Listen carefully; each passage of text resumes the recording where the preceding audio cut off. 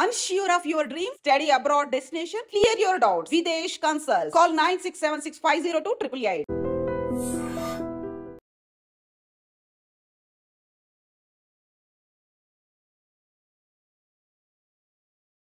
Welcome to I dream. Telugu రాష్ట్రాల్లో సంచలనం రేపిన మిర్యాలగూడ పరువు హత్య కేసులో కోర్టు తుది తీర్పిచ్చింది. అమృత ప్రణయ్ ప్రేమించి పెళ్లి చేసుకుని ఇష్టం కన్న తండ్రి కిరాయి హంతకుల ముఠాతో ప్రణయ్ హత్య చేయించడం అప్పట్లో సంచలనం రేపింది. ఆ కేసులో మారుతిరావు అంటే ప్రణయ్ అమృత తండ్రి ఆత్మహత్య చేసుకోవడంతో అతని తమ్ముడితో పాటు మిగిలిన వారందరూ కూడా కోర్టు శిక్ష విధించింది. ముఖ్యంగా A2 అయిన అతను శర్మ గారికి ఉరిశిక్ష విధిస్తే మిగతా వాళ్ళందరూ కూడా యావజ్జీవ కారాగార శిక్ష విధించింది. అయితే ఈ కేసు అప్పట్లో ఏం జరిగింది 2018లో, ఆ కేసు ఏ విధంగా తీసుకొచ్చారా అనే విషయం అంతా మాట్లాడడానికి ఎక్కడో కూడా అక్విటల్ కాకుండా ఎవరికి ఇబ్బందులు లేకుండా ఎవరు తప్పించుకోవడం వీలు లేకుండా ప్రాసిక్యూషన్ చేసిన కోర్టు నల్గొండ స్పెషల్ పీపీ గారు నరసింహ గారు ప్రస్తుతం అంత లైవ్ ఉన్నారు. నరసింహ గారు ఈ కేసుని ఫస్ట్ నుంచి ఎలా తీసుకొచ్చారు, ఎక్కడ బ్రేక్ లేకుండా ఎక్కడ అఫీల్ కాకుండా కేసులు అంటే సాక్ష్యాలు ఎక్కడ కూడా రాష్ట్రాలు కాకుండా దీని కేసును బాగా బిల్డప్ చేసుకొచ్చి ఈరోజు కోర్టు ముందు ప్రవేశపెట్టడంతో కోర్టు పూర్తిగా నమ్మింది. అయితే నరసింహ గారితో మాట్లాడే ముందు ఈ కేసులో అప్పటి ఎస్పీ రంగనాథ్ గారు మీడియాతో మాట్లాడారు. కేసులో కన్విక్షన్ రావడానికి ఏ విధంగా ఆయన కృషి చేశారో మీడియాతో మాట్లాడారు, ఒకసారి అది విందాం. మామూలు సిస్టంలో కాకుండా అది బయటికి ట్రాక్ కాకుండా సిస్టమ్ తోటి చేయడం జరిగింది. అంతా కూడా వాళ్ళు టెక్నికల్గా చాలా సౌండ్ దీన్ని కూడా వాడుతూ వాళ్ళు చేస్తారు. స్క్రీన్ మీద మనకి జస్ట్ అతను శర్మ అనే అతను కనబడతాడు, సుభాష్ శర్మ అని చెప్పేసి కనబడిన తర్వాత అతను ఎవడో తెలియదు, మనకేంటో తెలియదు. అతని కాంటాక్ట్స్ చూస్తే కూడా ఏముండవు, ఎవరికి ఫోన్ కాంటాక్ట్స్ కూడా చూస్తే కూడా ఎవరికి దొరకదు. సో అది మనకి అటువంటి అంటే ఆ లీడ్ ఎవడో తెలియదు, ఆ మనిషి ఎవడో తెలియదు. అతను ఎవడో బీహార్ రోడ్డు మీద నరికేసినప్పుడు మిర్యాల కూడా ఈ 1 టౌన్ లిమిట్స్లో హాస్పిటల్కి వెళ్ళినప్పుడు సో అంటే అటువంటిది జస్ట్ అతను మనిషిని గుర్తుపట్టేవాడు లేడు, మనకి కాల్ డేటాలు దొరకవు, లేకపోతే ఎవరికి కనెక్టో తెలియదు. మనకి తెలియకుండా మనకి ఎటువంటి లీడ్స్ లేని దాని నుంచి 4 రోజుల్లో ఆ రోజు అప్పుడు 2018 సెప్టెంబర్ 14th రోజు ఈ మర్డర్ అయితే సెప్టెంబర్ 18th కల్లా అందరినీ పట్టుకోవడం జరిగింది. ఇక్కడ కూడా వాళ్ళు ఇన్వాల్వ్ అవుతారు. వాళ్ళు కూడా ఎక్కడ ట్రేస్ మనకి ఎక్కడ కనపడదు, ఎక్కడ కూడా వాళ్ళ ఫోన్లు ఉండవు, వాళ్ళ కాంటాక్ట్స్ ఉండవు, ఎక్కడ ఉండవు. బట్ అయినా కానీ కూడా నేను ఒక ఛాలెంజ్గా తీసుకుంటూ సాంకేతిక పరిజ్ఞానాన్ని చాలా బలంగా మేము యూజ్ చేస్తూ అప్పుడున్నటువంటి ఐజీ గారు స్టీఫెన్ రవీంద్ర గారు అట్లానే డీజీపీ మహేందర్ రెడ్డి గారు వీరందరూ కూడా మాకు చాలా సహాయ సహకారాలు అందించడంతో public prosecutor special public prosecutor Narasimha గారు వారు సాక్షులంతా కూడా అమృత అండ్ అట్లానే బాలస్వామి ప్రణయ్ వాళ్ళ తండ్రి ఇంకా అందరూ చాలామంది సాక్షులంతా కూడా చాలా పగడ్బందీగా చెప్పటం. మేము దీన్ని ముందుగానే అంటే రేపు సాక్షులంతా కూడా చాలామంది దీంట్లో మెయిన్ విట్నెసెస్ రేపు అంటే ముందు జరిగే ట్రయల్లో వీళ్ళంతా కూడా మేనేజ్ చేయబడతారు. ఎందుకంటే దీంట్లో డబ్బు కాంపోనెంట్ చాలా ఉంటుంది కాబట్టి అనే దాంతో కూడా ఫస్ట్ నుంచి కూడా మేము దాన్ని ప్లాన్ చేసుకుంటున్నాం. అంటే రేపు మేనేజ్ చేయబడితే మనం ఎలా చేయాలి, ఒకవేళ కనుక సాక్షులంతా కూడా వాళ్ళని మేనేజ్ చేసినా కానీ క్రాస్ ఎగ్జామినేషన్స్లో తప్పులు పట్టడానికి ట్రై చేస్తారు, లేకపోతే ఇది ఎక్కడైనా దాంతో చాలా జాగ్రత్తగా ఇది దాదాపు I think 1600 or 1800 pages chargesheet. So అది కూడా 9 నెలలు పట్టింది. సో ఆ ఛార్జ్షీట్స్ని కూడా నేను దాదాపు 10 సార్లు మార్చుంటాం. డ్రాఫ్ట్ ఛార్జ్షీట్స్ తీసుకొచ్చినప్పుడల్లా లేదు కుదరలేదు, దాని గంటల కొద్దీ కూర్చొని లేట్ నైట్ దాకా కూర్చొని ఆ డ్రాఫ్ట్ ఛార్జ్షీట్ని అంతా చదువుకుంటూ లేదు మనం ఇలా కాదు మనం దీన్ని దీన్ని మోడిఫై చేయాలని చెప్పేసి బహుశా ఒక 10 సార్లు పైన డ్రాఫ్ట్ ఛార్జ్షీట్స్ మార్చి దాన్ని ఫైనలైజ్ చేసి మొత్తం పూర్తిగా దాన్ని అంతా ప్రాపర్ వెట్టింగ్ చేసి టెక్నాలజీని పూర్తిగా వాడుకుంటాం. చివరికి అతను నడిచినటువంటి గేట్ ప్యాటర్న్ అంటారు, అంటే అతను నడిచి వచ్చి నరికినప్పుడు ఆ వీడియోలో ఏదైతే కనుక మనకి క్యాప్చర్ అయ్యిందో దాన్ని గేట్ ప్యాటర్న్ అంటాం. ఆ గేట్ ప్యాటర్న్ని కూడా స్టడీ చేస్తూ దాన్ని కూడా ల్యాబొరేటరీకి పంపించాం. అంటే ఈ నడక ఇతందే, అంటే జనరల్గా ఒక వేలు ముద్దనం లేదా ఇట్లా ఉంటుంది, బట్ ఈ నడక కూడా అనేదాన్ని కూడా అంత లోతుగా కూడా పోయి మొత్తము తీసుకొని FSL ఫోరెన్సిక్ ల్యాబొరేటరీని కూడా పూర్తిగా వాడుకొని మేము దీంట్లో సైంటిఫిక్ ఎవిడెన్స్ తోటి బిల్డ్ చేసి కేసుని మనం ఎలా చేయొచ్చు అనేదానికి ఈ కేసు ఒక బెస్ట్ ఎగ్జాంపుల్ అని నేను భావిస్తాను. రంగనాథ్ గారు మీడియాలో మాట్లాడిన విషయం చాలా క్లియర్ గా ఉన్నది. ఇప్పుడు నరసింహ గారు ఈ కేసుని ఎలాగ కన్విక్షన్ తీసుకొచ్చారు, ప్రాసిక్యూషన్ ఎలా ప్రొజెక్ట్ చేశారనే విషయాన్ని ప్రజెంటేషన్ చేశారని నరసింహ గారు నమస్తే అండి. నమస్తే సార్. ఇందులో మీ ఫస్ట్ కంగ్రాచులేషన్, ఎందుకంటే ప్రతి ప్రాసిక్యూటర్కి పబ్లిక్ ప్రాసిక్యూటర్కి కేసులో కన్విక్షన్ వచ్చిందంటే ఆ క్రెడిట్ వేరేగా ఉంటుంది, అక్విటల్ అయితే దాని బాధ వేరే ఉంటుంది. కానీ మిర్యాలగూడ కేసులో ఎంత సంచేషన్ అయిందో ఆ తీర్పు కూడా అంతే సెన్సేషన్ అవుతుందని చాలా మంది ఎక్స్పెక్ట్ చేశారు. కానీ ఎక్కడో ఒక దగ్గర డిఫెన్స్ వాళ్ళకి ఒక లైన్ దొరుకుతుంది, ఆ కేసులో ఖచ్చితంగా అక్విల్ అవుతారు కొంతమంది భావించారు. ఆ భావనకి బ్రేక్ చేసి మీరు కన్విక్షన్ తీసుకొచ్చారు. ఈ కేసు ఆ రోజు ఏం జరిగింది, మీకు ఇవ్వడం వెనక ఉద్దేశం ఏంటి, దీన్ని ఏ విధంగా కోర్టు ముందు మీరు ప్రజెంటేషన్ చేశారండి? ఇన్వెస్టిగేషన్ ఆఫీసర్ పి శ్రీనివాస్ గారు, డిఎస్పీ గారు మిర్యాలగూడ, ఆ టైంలో రంగనాథ్ గారు ఎస్పీ గారు ఈ హత్య జరిగిన వెంటనే డిఎస్పీ పి శ్రీనివాస్ గారిని ఇన్వెస్టిగేషన్ ఆఫీసర్ గా ఎంపిక చేయడంతో మిర్యాలగూడ డిఎస్పీ గారు immediately scene of offence Jyothi hospital కు విజిట్ చేసి అక్కడ ఏదైతే క్రైమ్ వెపన్ ఉందో, ముద్దాయి A2 వాడినటువంటి వెపన్ ఉందో దాన్ని సీజ్ చేసి immediately finger print expert opinion కోసం పంపారు.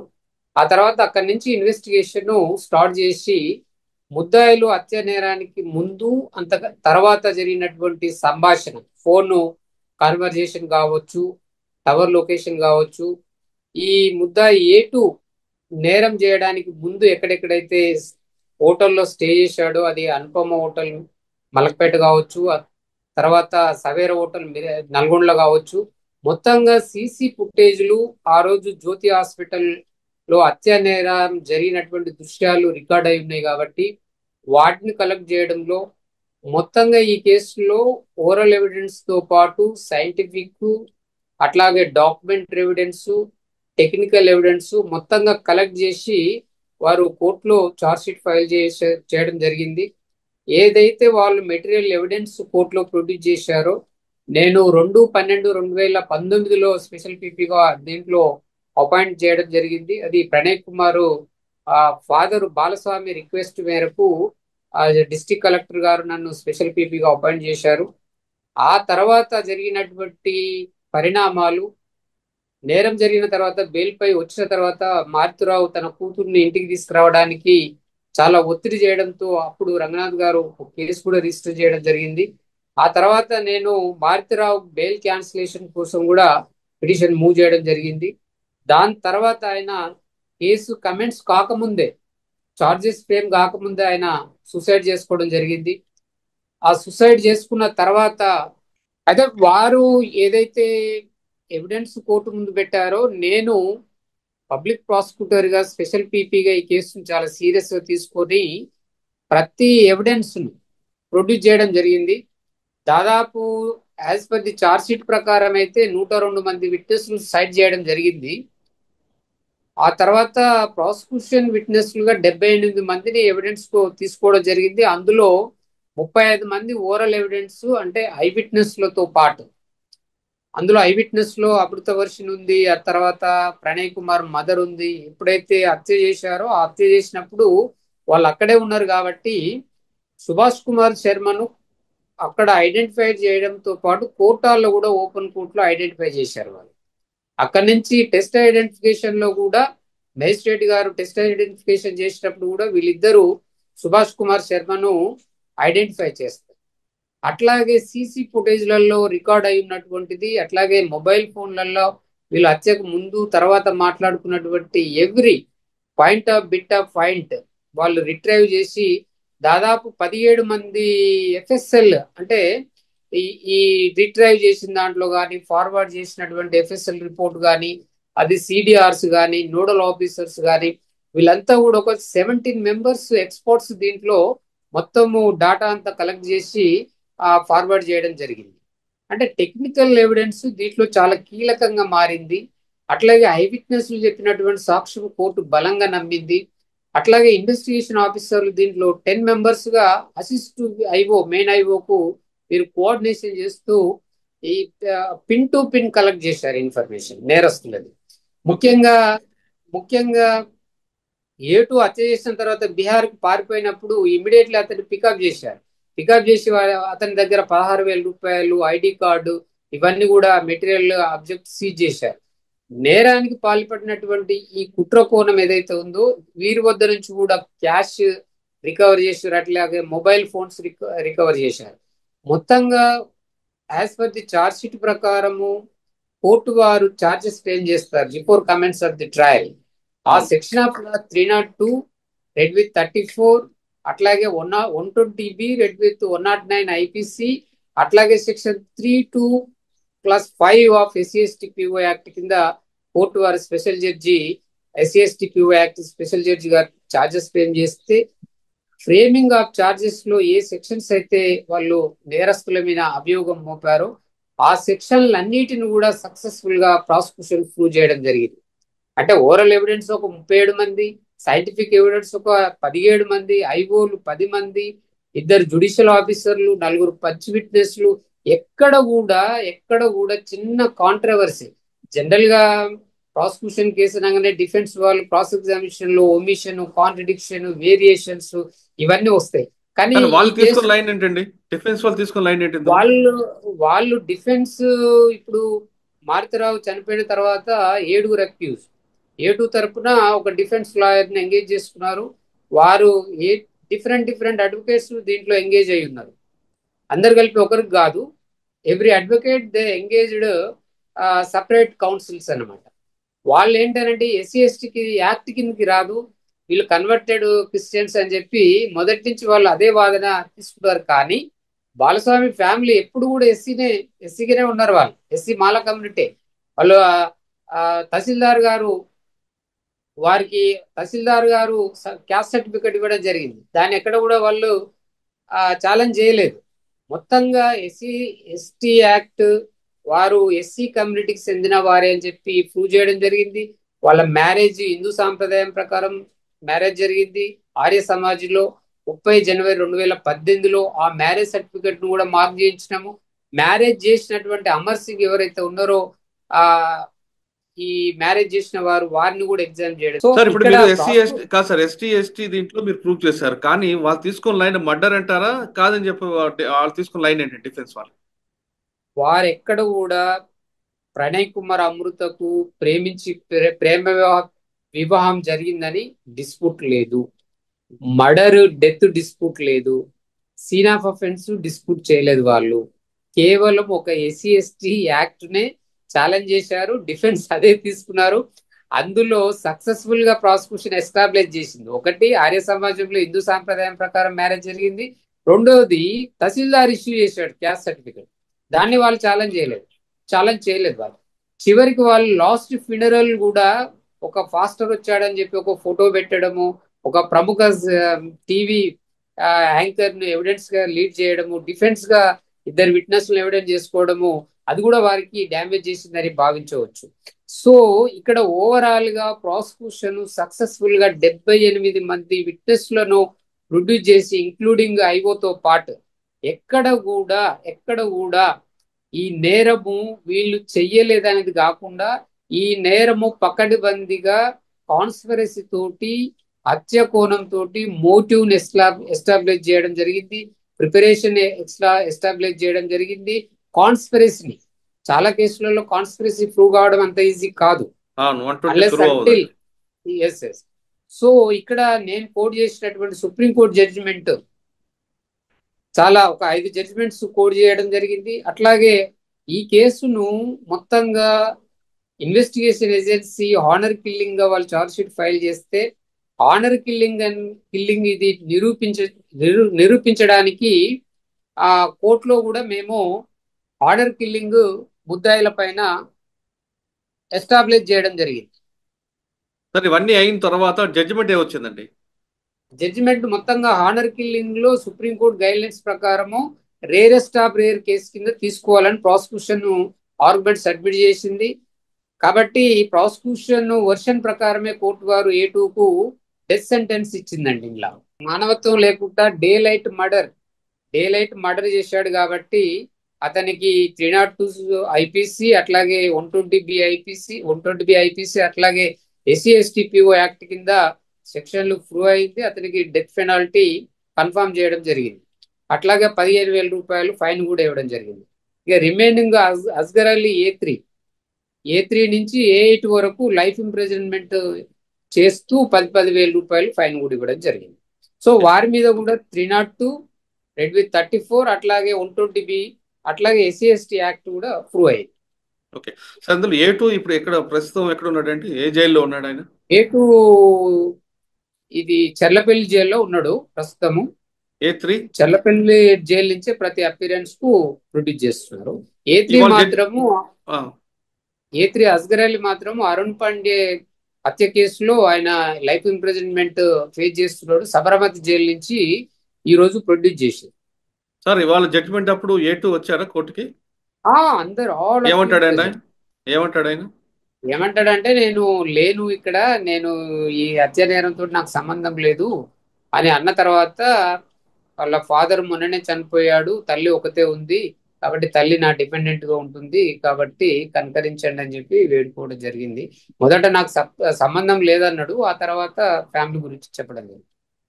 సార్ అంత కిరాతంగా ఎలా చంపాడండి? డబ్బుల తను కోసమేనా? సార్ డబ్బుల కోసం చేశాడు అదంతా? ఆ డబ్బు కోసమే తను తీసుకుంది కూడా 20,000. ఆడు అయ్యో. అతను బీహార్ పోయేసరికి 16,000 సీజ్ చేసిరు పోలీసు ఆ. వాళ్ళు. సో అమౌంట్ విషయంలో వచ్చే వరకు తక్కువ అమౌంట్ అయినప్పటికీ కూడా భారీకి నమ్మిన వ్యక్తి కాబట్టి భారీ A4 కు నమ్మిన వ్యక్తి ఇతను.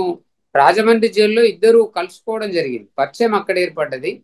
ఆ తర్వాత ఇతను మర్డర్ కమిట్మెంట్ తీసుకున్నాడు కాబట్టి మారుతిరావు తోటి 1 crore డీల్ తీసుకున్నాడు కాబట్టి ఈ మర్డర్ చేయడానికి రాజమండ్రి జైల్లో పరిచయమైన ఈ సుభాష్ కుమార్ శర్మను ఈ A4 భారీ పిలిపించుకున్నాడు.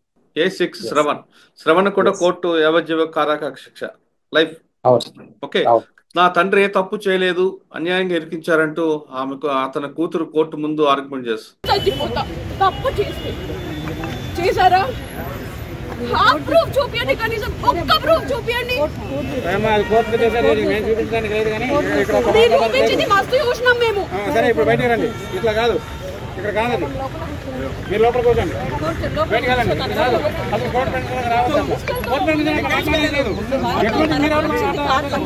అట్లా మాట్లాడడానికి లేదు, అట్లా మాట్లాడడానికి లేదు. మీరు బయటకు వెళ్ళండి, ఉండడానికి అట్లా లేదు, మీరు బయట మాట్లాడండి. అట్లా కాదు, అది నువ్వు చెప్పేది కాదమ్మా, నువ్వు చెప్పేది కాదు, నువ్వు చెప్పేది కాదు. అది ఆగు,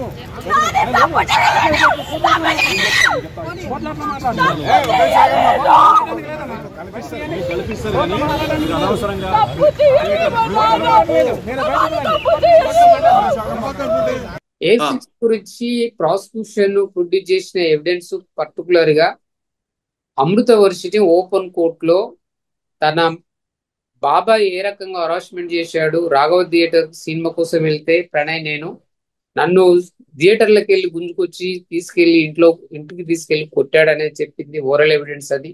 ఆ తర్వాత మర్డర్ కు ముందు తన తండ్రి తన అన్న మారుతిరావుకు ప్రాపర్టీ విషయంలో చాలా క్లియర్ డాక్యుమెంట్ ఎగ్జిక్యూషన్ అయినాయి. విల్డీడు వాళ్ళ అమ్మ పేరు మీద, భార్య పేరు మీద, తమ్ముడి శ్రావణ్ పేరు మీద ఎగ్జిక్యూట్ చేయడం జరిగింది.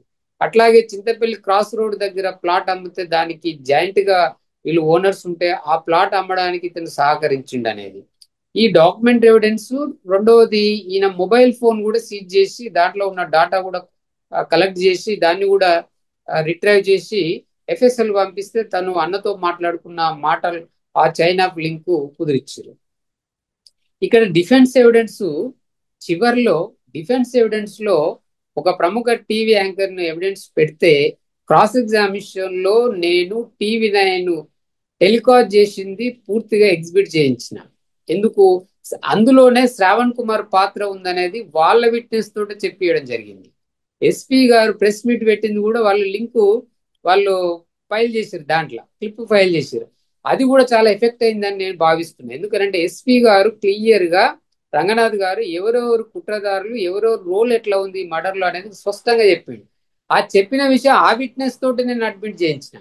మీరు చూడండి, DW1 ఎవిడెన్స్ లో చాలా అద్భుతంగా క్రాస్ ఎగ్జామినేషన్ వాళ్ళ వర్షన్ ఏదైతే ఉందో అది టోటల్ గా ప్రాసిక్యూషన్ వర్షన్ గా మారిపోయింది.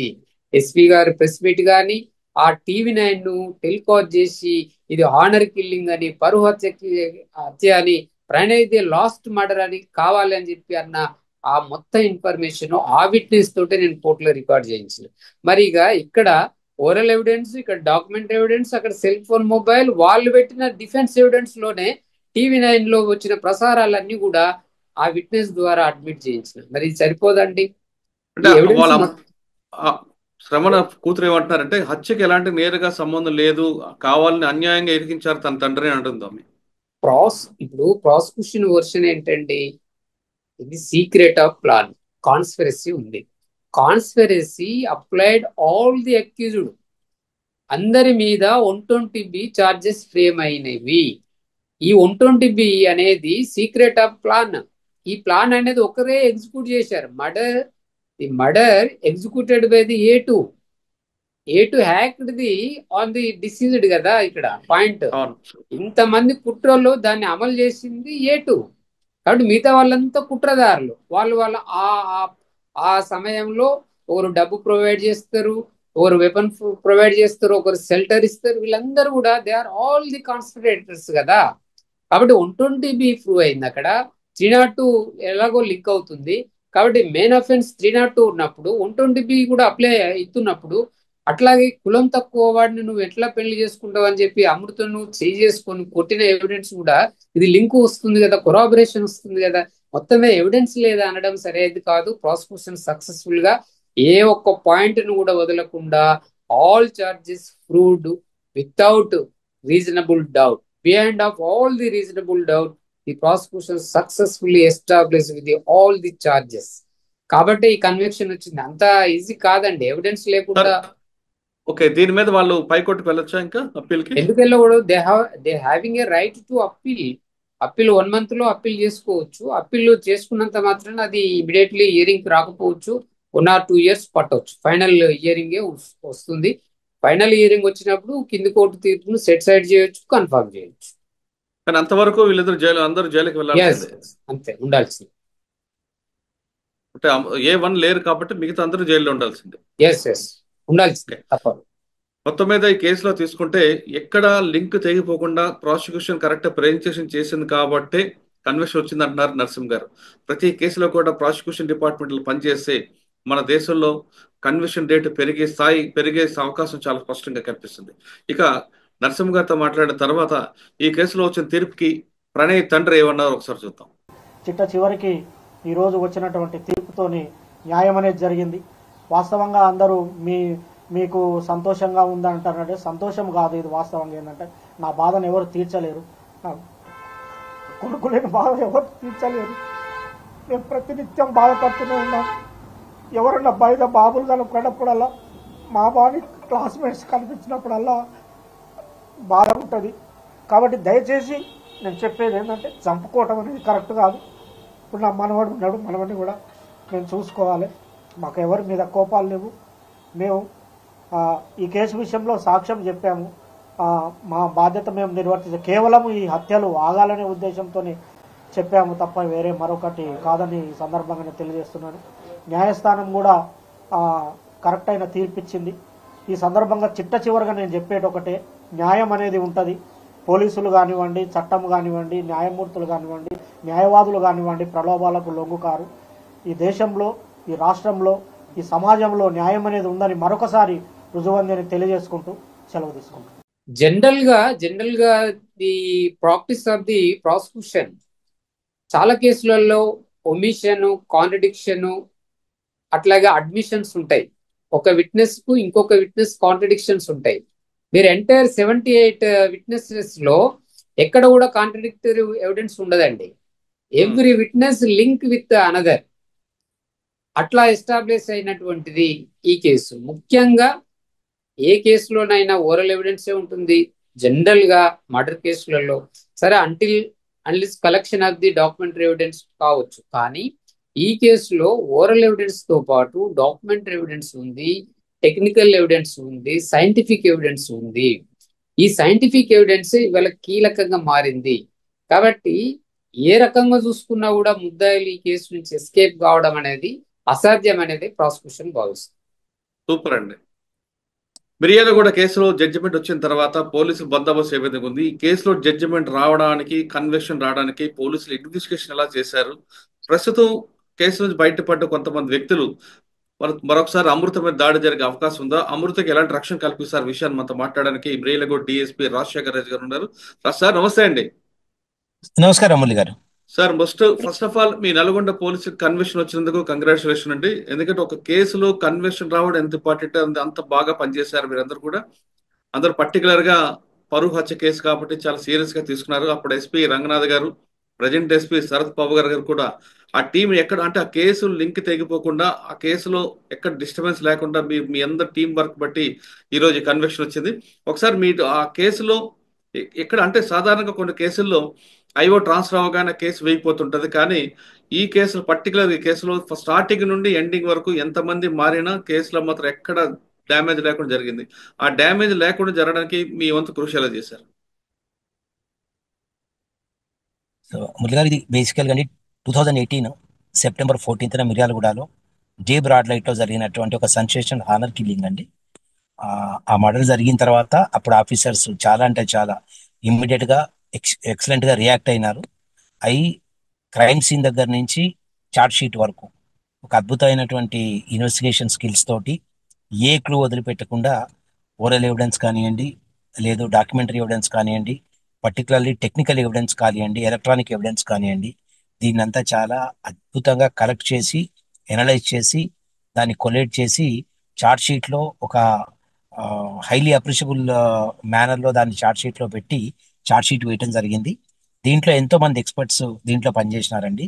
అప్పట్లో ఉన్నటువంటి ఐఓ శ్రీనివాసరావు సారు, అప్పటి ఎస్పీ గారి ఆధ్వర్యంలో అప్పట్లో ఉన్నటువంటి ఐఓ గారికి ఇచ్చినటువంటి టీం మెంబర్స్ అందరూ, తర్వాత లీగల్ వెట్టింగ్ కూడా దీనికి చాలా అద్భుతంగా జరిగిందండి.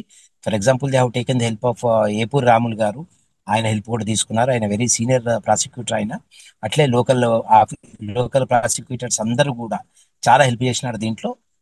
సో దాంతో కేసు చాలా స్ట్రాంగ్ గా డెవలప్ చేయడం జరిగిందండి. ఆ తర్వాత 2019లో దీంట్లో చార్జ్ షీట్ వేసిన తర్వాత maybe in the month of 2020, if I'm not forgotten, 2020 March 8న ఈ అమృత విక్టిమ్ వాళ్ళ ఫాదరు ఆయన మారుతిరావు గారు దీంట్లో సూసైడ్ చేసుకోవడం జరిగింది. ఆ తర్వాత జరిగిన డెవలప్మెంట్స్ లో కొంత అప్పుడు ఉన్నటువంటి లాక్డౌన్ వల్ల మేబీ ట్రయల్ కొంత డిలే అయి ఉండొచ్చు, to the best of my knowledge. కానీ ఎక్కడ కూడా ఈ కేసు మీద, ఈ ట్రయల్ మీద, ఈ ప్రాసిక్యూషన్ మీద ఎక్కడ కూడా చిన్న ల్యాబ్స్ అనేది, చిన్న ప్రాబ్లం అనేది రాకుండా అందరూ ఐఓలు, వచ్చినటువంటి అందరు ఆఫీసర్స్ వీటిని జాగ్రత్తగా చూసుకుంటూ వస్తున్నారండి. పర్టికులర్ గా ఈ అకేషన్ లో I just wanted to mention one name, మా ఏఎస్ఐ మధుసూదన్ అని, is working in my office. అప్పుడు 2018 నుంచి కూడా ఆయన ఉన్నారు. దానికి సంబంధించినటువంటి every paper, every document, every electronic gadget అన్ని కూడా ఆయన చాలా ఎక్సలెంట్ గా ప్రిజర్వ్ చేసి ఏ టైంకి ఏది అవసరమో దాంట్లో అందించడం జరిగింది. అదే విధంగా కోర్టు డ్యూటీ ఆఫీసర్స్ కానివ్వండి, ఐఓస్ కానివ్వండి, ఈ క్రమంలో గత లాస్ట్ 1 year నుంచి అండి ట్రయల్ చాలా స్పీడప్ అయింది. దీంట్లో ఈ క్రమంలోనే 102 విట్నెసెస్ ని దీంట్లో ఎగ్జామిన్ చేయడం జరిగింది. ఈ క్రమంలో ఎప్పుడైతే ట్రయల్ స్పీడప్ అయిందో, ఒక కంక్లూజన్ వస్తుంది అనేటటువంటి సైన్స్ వచ్చినాయో, సో వాళ్ళు అటు నుంచి డిఫెన్స్ వైపు నుంచి కానివ్వండి, అక్యూజర్ వైపు నుంచి కానివ్వండి, దీన్ని డిలే చేయడానికి, తర్వాత దీంట్లో కొంత డిస్టర్బ్ చేయడానికి చాలా ప్రయత్నాలు జరిగినాయి. బట్ సక్సెస్ఫుల్ గా ప్రస్తుతం ఉన్నటువంటి నల్గొండ జిల్లా ఎస్పీ గారి ఆధ్వర్యంలో మేమందరం కూడా ఒక టీం లాగా పనిచేసి ఎక్కడ కూడా ఆ కేసు మీద మా ఓనర్షిప్ పోగొట్టుకోకుండా చూసి దాన్ని మేము ఓన్ చేసుకున్న ఆ కేసుని చాలా మంచిగా పనిచేయడం జరిగింది. దాంట్లో భాగంగా ఒక్కొక్క చిన్న ఇష్యూలో కూడా చాలా సార్లు వాళ్ళు హైకోర్టులో రిపిటిషన్ చేయటము, దాన్ని మేము కౌంటర్ చేయాల్సి రావటము, మంత్లో ఒకసారి 15-20 days హైకోర్టుకి తిరగాల్సి వచ్చినా కూడా ఎవరు హెసిటేట్ కాకుండా మా కేసు మీద మాకున్నటువంటి ఇంట్రెస్ట్ తోటి చాలా సక్సెస్ఫుల్ గా పనిచేయడం జరిగిందండి.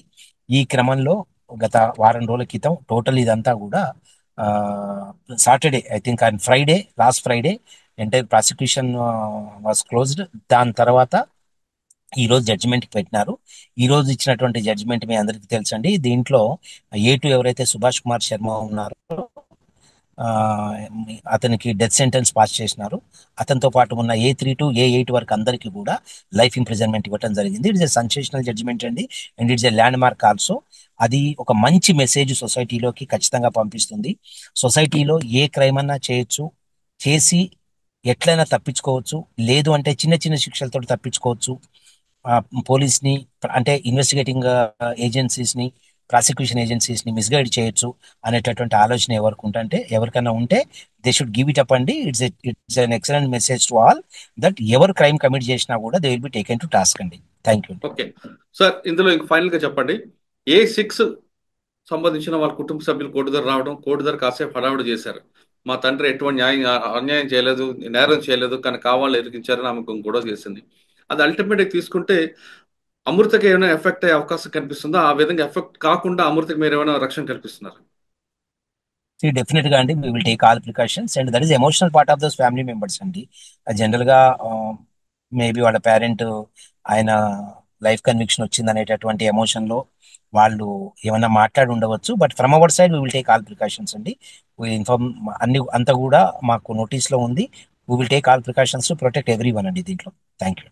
ఓకే, మొత్తం మీద తీసుకుంటే కేసులో కన్విక్షన్ వచ్చింది. ఎవరైనా సరే తెలంగాణ రాష్ట్రంలో నేరం చేయాలని అనుకున్నా, చేసి తప్పించుకోవాలని భావించినా ఈ కేసు స్టడీగా ఉంటుంది అంటున్నారు రాజశేఖర్ గారు. ఖచ్చితంగా ఈ కేసు 7 సంవత్సరాలు అయినా శిక్ష కరెక్ట్ పడటంతో ఇకపై నేరాలు చేయాలంటే భయపడే విధంగా ఉంది. మంచి మెసేజ్ వెళ్తుంది. ఇక అమృత విషయంలో ఎలాంటి రక్షణ కావాలని కల్పించడానికి సిద్ధంగా ఉందంటున్నారు రాజశేఖర్ గారు. ఇది ప్రణీత్ అమృత విషయంలో జరిగిన జడ్జిమెంట్ పై ఒక అనాలిసిస్. వచ్చే వారం మరో విషయంలో మళ్ళీ కలుద్దాం. అంతవరకు నమస్తే. థ్యాంక్ యూ అండి. Thank you very much. All the best sir. Thank you sir. Good day sir. Thank you.